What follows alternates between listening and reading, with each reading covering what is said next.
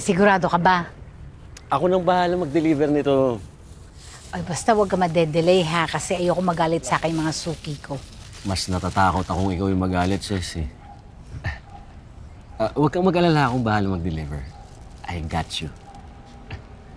Ito nga pala, oh. Kopi ang baboy, pang merienda mo.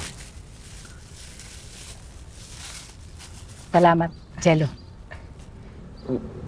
Una na ako. Sige. Ingat.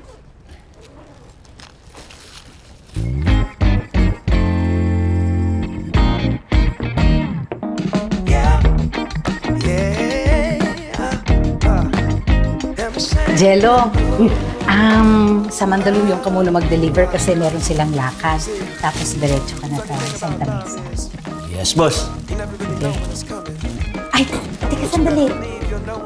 Tapusin mo na tong kape mo. Sige, sige.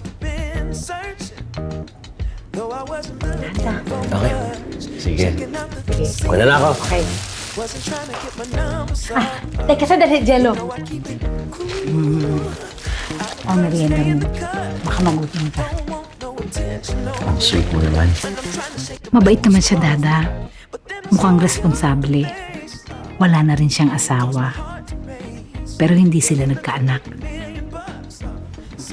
Alam mo, naalala ko noong dati mo akong inaasikaso. Paborito mo to, di ba? Parang ganun din siya. Maalaga. Parang ikaw. May wala naman. Dito ka na lang muna. Okay lang.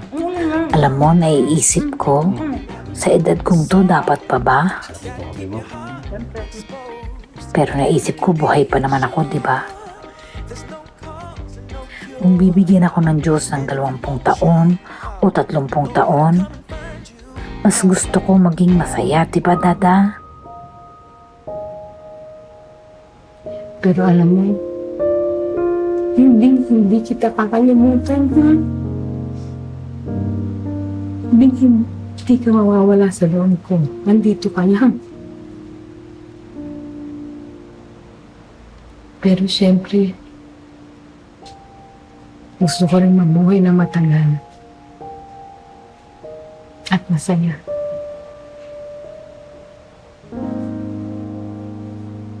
Nay, nandito na ako.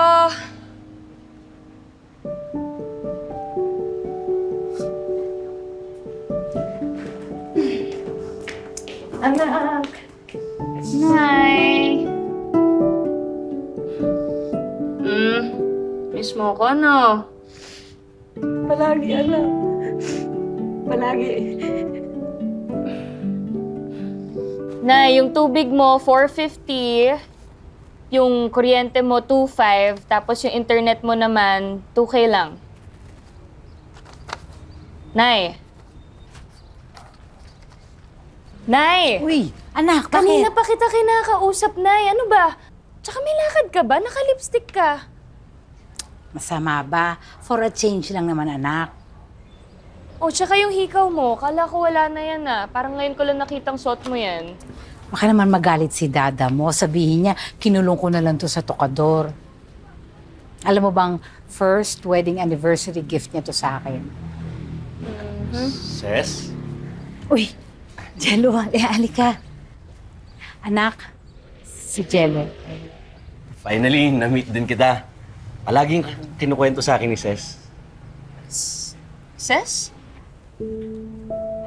For short lang, anak. Ay, ito pala. Salamat.